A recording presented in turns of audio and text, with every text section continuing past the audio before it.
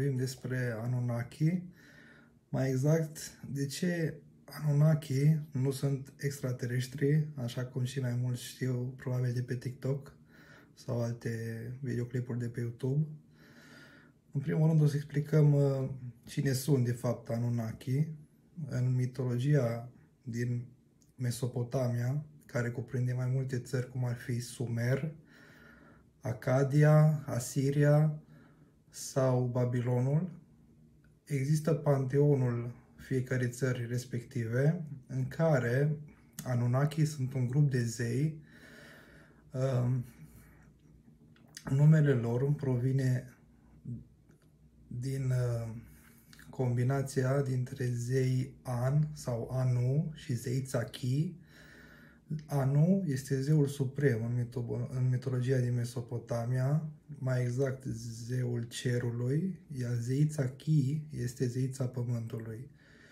Descendenții acestor doi zei poartă denumirea de Anunnaki sau fii a lui Anu și a lui Ki. O altă traducere a cuvântului ar însemna cei de origine royală. Acum, bineînțeles că există mai multe variante ale acestor zei, fiecare dintre aceste 4 țări din Mesopotamia având variantele sale, dar acest lucru se întâmplă și în alte mitologii, cum ar fi greacă sau mitologia din Mezoamerica și așa mai departe. Fiecare zeu are mai multe interpretări. Acești zei sunt fie 7 la număr, după unele tablete, sau până la câteva zeci sau chiar sute. Însă, cei mai mulți nu știu că acești zei au fost descoperiți odată cu descoperirea tabletelor din Sumer și restul țărilor din Mesopotamia, tabletele de clay traduse de către oameni specializați în așa ceva și astfel avem mai multe interpretări, cum am zis mai devreme. Prima ar fi cei 7 Anunnaki, mai exact An sau Anu, după care avem Enki, Enlil, zeița Ki, Nana, Inanna și Utu. Aceștia sunt cei 7 zei Anunnaki tradiționale. Acum ei au avut copii și așa mai departe, care erau numiți tot Anunnaki și astfel numărul lor poate crește, depinde după cine interpretezi această mitologie. Deci nu sunt altceva în afară de zei din cea mai veche mitologie care există, deci astfel nu au nicio treabă cu extraterestri, nu au venit din alte planete, de pe alte planete și nu au modificat oamenii ca să sape după aur și așa mai departe. Acum să vorbim despre de unde a pornit această discuție, această teorie cum că ei ar fi extraterestri.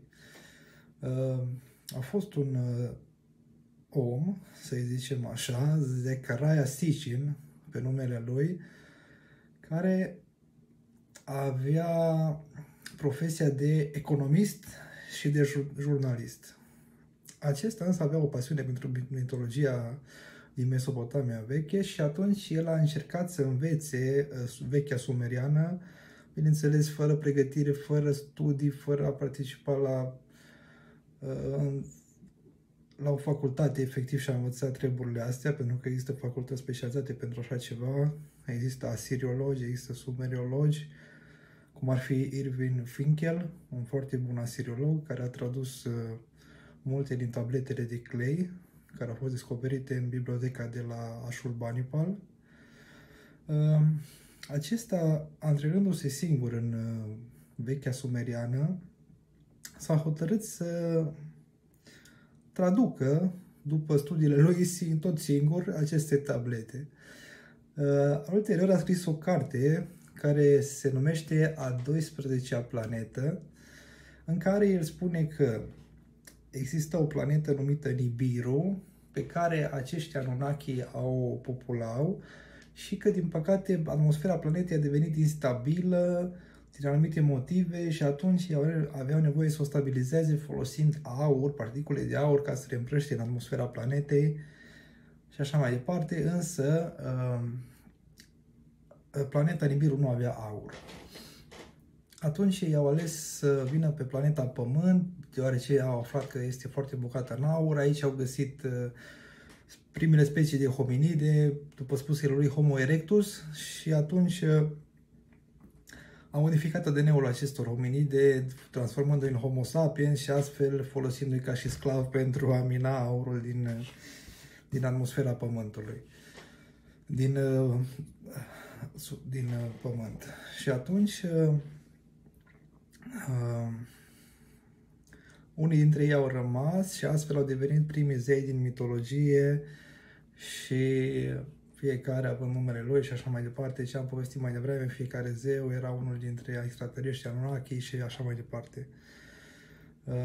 Însă ce se întâmplă aici, ce s-a întâmplat de fapt, a fost că Sitchin a tradus aceste tablete după ce a înțeles el sau după pregătirea lui, însă pregătirea lui a fost defectuoasă, execrabilă, în sensul că un exemplu al traducerilor sale ar fi că Anunnaki, care știm că vine de la fia lui Anu sau a lui Ki sau de la cei de origine royală, el i-a tradus ca fiind cei care din cer au venit pe pământ, deoarece An sau Anu era zeul cerului și Ki era zeița pământului, iar Anuna el a tradus ca și a veni. Și astfel a rezultat cei care din cer au venit pe pământ. Deci, Anunnaki. Atunci, este foarte ușor de înțeles că toate traducerile lui au fost, de fapt, traduceri defectuoase sau improvizații ca să poată să atragă atenția asupra teoriei sale. Cartea lui are câteva sute de pagini în care el traduce cuvânt cu cuvânt în interpretarea lui ce s-a întâmplat de fapt în vechea Mesopotamie și cum au ajuns acești extraterestri pe planeta noastră. Însă majoritatea arheologilor, toți îl recunosc pe Sitchin ca fiind un pseudo-om de știință, pseudo-arheolog, efectiv lunatic. Nu ai cum să-l iei în serios când spune așa ceva. Există multe variante și mulți oameni acum au ajuns să ia obiceiul lui Sitchin și să profite de pe oameni, de pe seama lor, mai exact făcându-i să creadă că aceștia există și că prin acest lucru urmăresc contentul lor și câștigă o grămadă de bani. Un exemplu ar fi Billy Carson și mai sunt câțiva care nu mi-amintesc numele lor acum, oricum n-au importanță. Ideea este că nu tot ce vedeți pe TikTok sau pe alte videouri trebuie crezut până nu te documentezi să vezi exact dacă are vreo bază treaba asta. Și în cazul ăsta nu are nicio bază. Anunnaki nu sunt extraterestri, nu au venit din cer pe pământ, sunt pur și simplu niște zei cum sunt restul de zei din celelalte mitologii, doar că sunt primii zei și atunci unii au profitat de treaba asta spunând că ei au fost extraterestri, ei au construit piramidele și multe alte chestii de acest gen. Bun, dacă v-a plăcut acest video, lăsați un like și un subscribe și hai noroc!